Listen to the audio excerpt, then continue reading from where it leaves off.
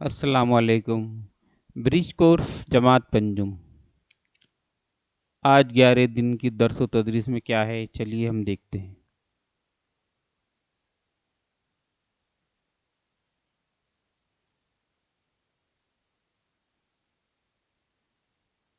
ग्यारहवां दिन सलाहियत व तसव्वुरात, पड़ोसियों के हुकूक।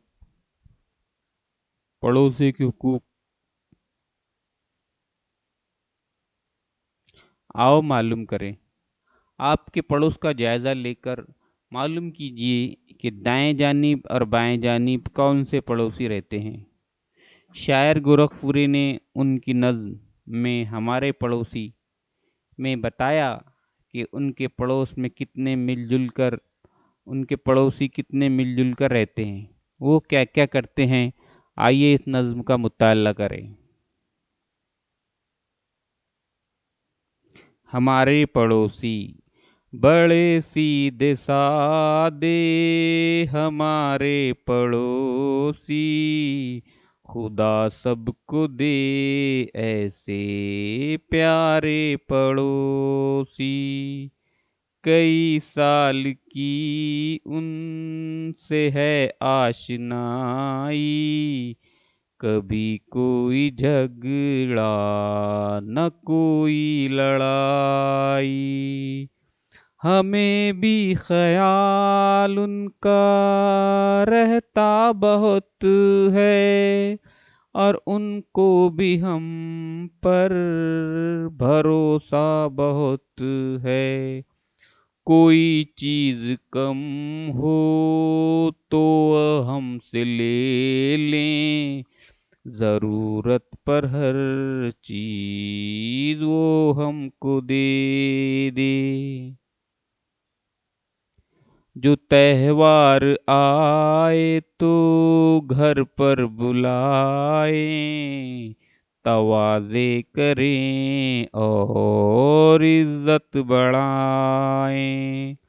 वो रखते हैं अपना खुला दिल हमेशा, खुशी और गम में हैं शामिल हमेशा। कुछ उनके हैं बच्चे, कुछ अपने हैं बच्चे, तरीकों में बेहतर, सलीकों में अच्छे। न झगड़ा न रूठे, न गुस्सा दिखाए, सभी एक साथ खेलें हंसे मुस्कुराए। हम उनके मददगार और वो हमारे, ये दुख सुख के रिश्ते भी कितने हैं प्यारे, बड़े प्यारे पड़ोसी हमारे।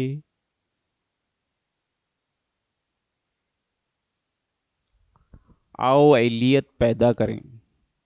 आपने देखा और सुना कि शायर गोरखपुरी ने नज़्म में पड़ोसी की कितने मिलजुल कर दुख सुख के साथ साथी बनकर तमाम बच्चे सलीका मंदी के साथ रहते हैं।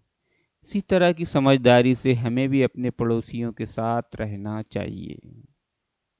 मश्क, एक जुमले में जवाब लिखिए। शायर के पड़ोसी कैसे हैं? कैसे हैं शायर के पड़ोसी? अभी हमने इस नज़्म में पढ़ा है, वो जवाब आपको यहाँ लिखना है। शायर अपने पड़ोसियों को कब से जानता है, और शायर ने पड़ोस के बच्चों के बारे में क्या कहा है। आपके पड़ोस, तख़य्युलाती बने चैलेंज। आपके पड़ोस के बारे में चंद जुमले तहरीर कीजिए। आज का ये 11वें दिन का सबक यहाँ पर ख़त्म होता है।